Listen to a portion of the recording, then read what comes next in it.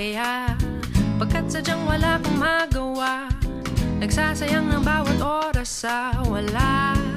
Hala, na-search mo ng lahat sa internet, naubos na ang load sa kakatext. Naghihintay ka lang